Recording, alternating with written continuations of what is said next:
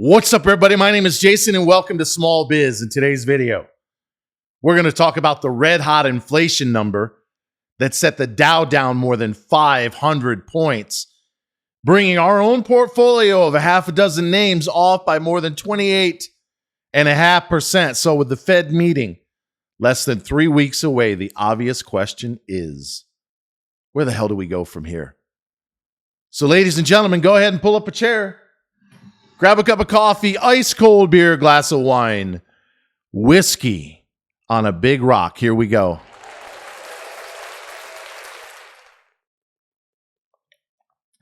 All right, folks, I got to tell you right out of the gate, the other day when I did my first podcast test, I was exhausted. Today, I'm a little annoyed. It's not because of the stock market, which we will definitely talk about in a second. It's because I'm trying to get used to all this equipment.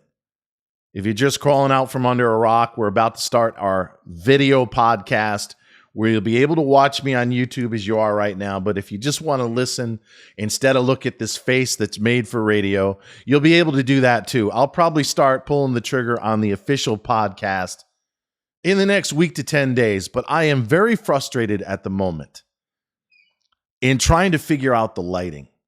We have black curtains to my left where I've got a street outside. It's a gated community, but cars go by every 10, 15 minutes.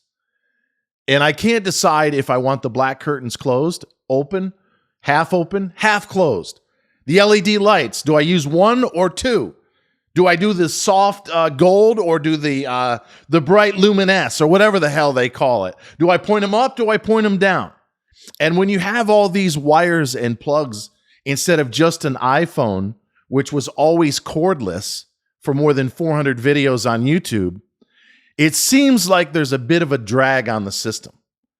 I have not figured out how to get crystal clear video quality that syncs up in real time without the tiniest bit of delay with respect to the audio.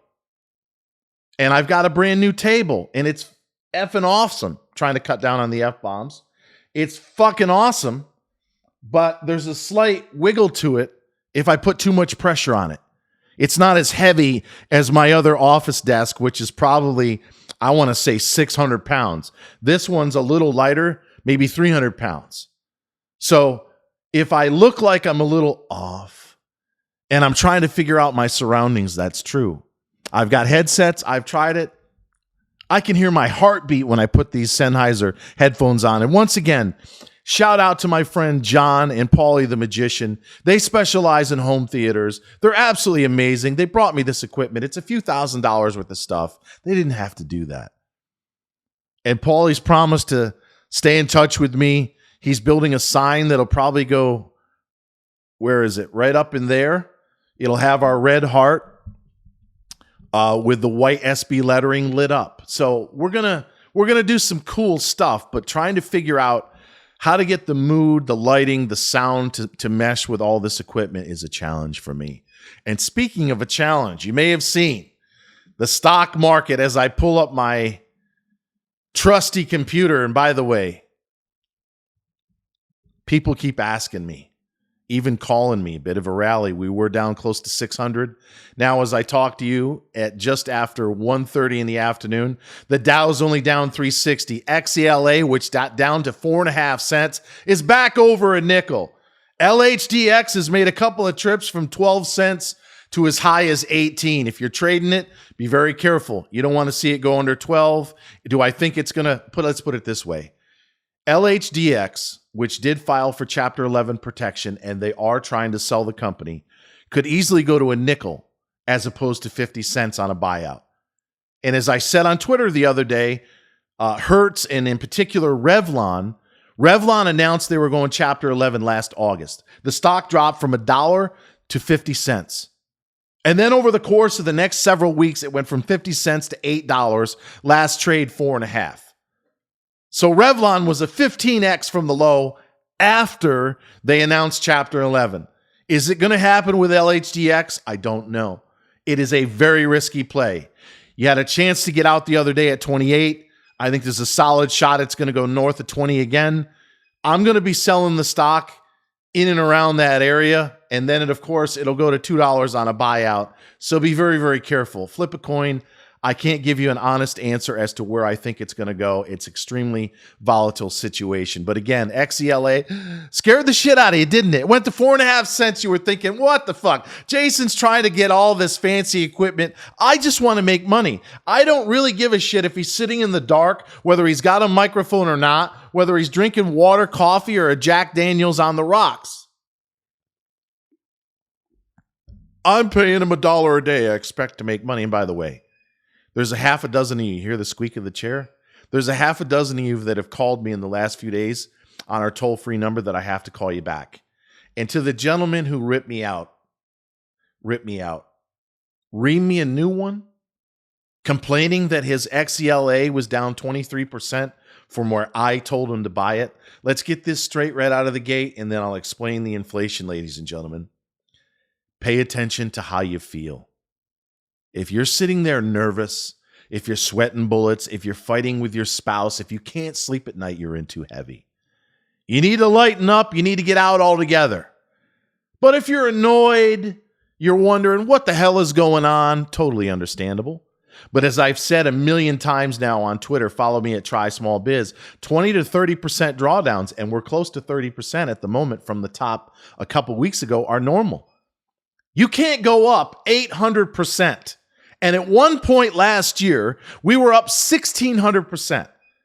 1,000, that squeaking of the chair, that's always been there. Family show. Family show. I hear you, Ma. She passed away. If you're new, welcome. We don't edit around here. She says I'm being rude and crude. Well, hey, it sounds like something. Something I haven't had in quite a long time. But it sounds like something. We're going to have a lot of fun, ladies and gentlemen, aren't we, huh? Get used to this one.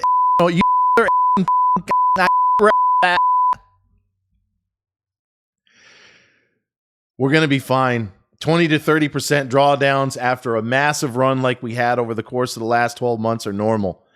You'll notice 3 to 1. Whenever the market's down 1%, we're going to be down at least 3 or 4% in our stocks. Flip side, if we get the trend right and the market goes up 1%, we're going to be up 3, 4, 5%. So there's leverage in small caps that work to both the up and the downside. We just happen to be in one heck of a mood right now, a funk with the stock market because the inflation number, getting to the point finally, after what now, 6 minutes? The inflation number came in red hot. The estimate was for 5% on the PCE deflator, which is the Fed's favorite indicator of inflation, and we came in at 5.4%. So what's that mean? That means we're probably going 50 basis points instead of a quarter, as we did in the last meeting a few weeks from now in March. And we may go another 50 basis points, probably not, but another quarter at least in May. And instead of stopping before Memorial Day, we're going to probably have to come back in July before they say, sayonara, we're done, enjoy the 4th. And then we get to a place by the end of this year where the economy's slowing way down. Housing's going to have imploded by 20 or 30%, according to the experts. Wow, XELA was down at 4.5 cents, 0.57 right now, huh? Did you buy any? I would have bought some if I had cash, but I don't have any cash. It's been absolutely gutted. By the way, somebody put out a stat on XELA. It's been down for 20 straight months in a row in terms of closing price. It's had several rallies, a few reverse splits, 20 red bars in a row. Isn't it due? Isn't it due? Isn't it due for a bounce? I hope so. We're in it big. LHDX 13.5. GMBL has been totally decimated. ENSC, yes, it's down 17 or 18%, but the volume is 1/10 of what it is. I'm not really concerned about that. And by the way, there was a secondary. Pay attention here. This is very important. ENSC did a secondary at 86 cents or thereabouts about 3 weeks ago. Some institution handed over almost $7 million. So they're down 40% on their position. We're down about 18%. The big one is PBLA, Paul Bob, Larry Allen. I own it at 140. Some of you own it less. It's 126 right now. So what is that? 12, 13%, no big deal. Again, the volume is way down. That offering 3 weeks ago was at 2.25. So at 1.25, someone's been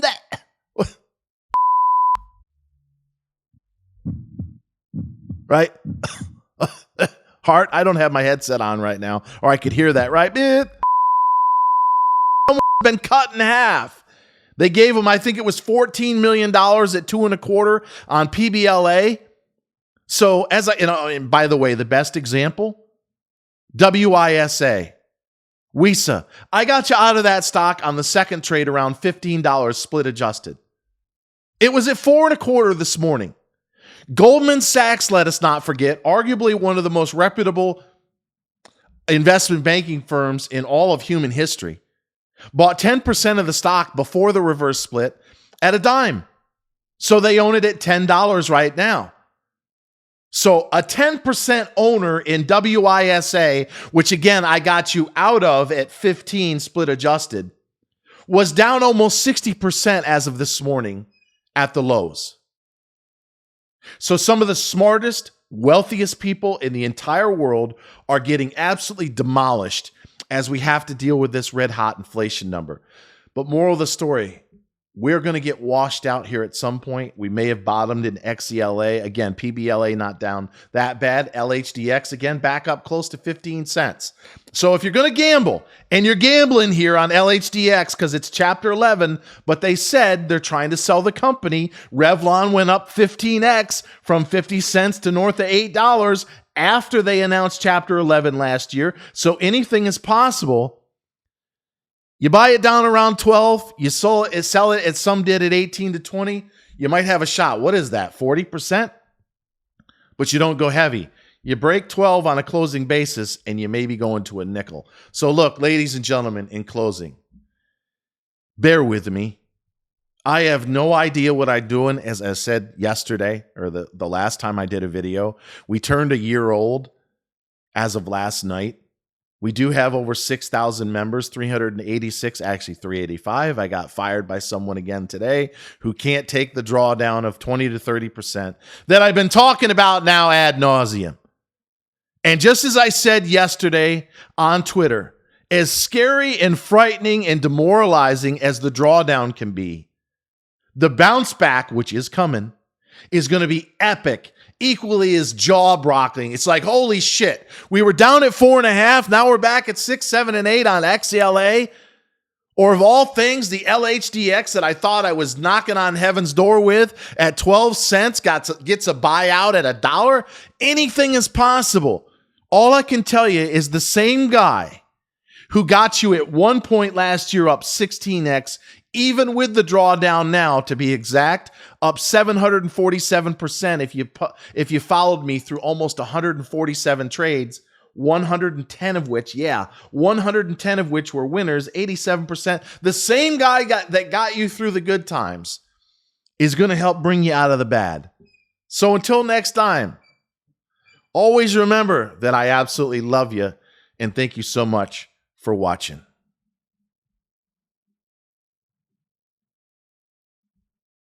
I know.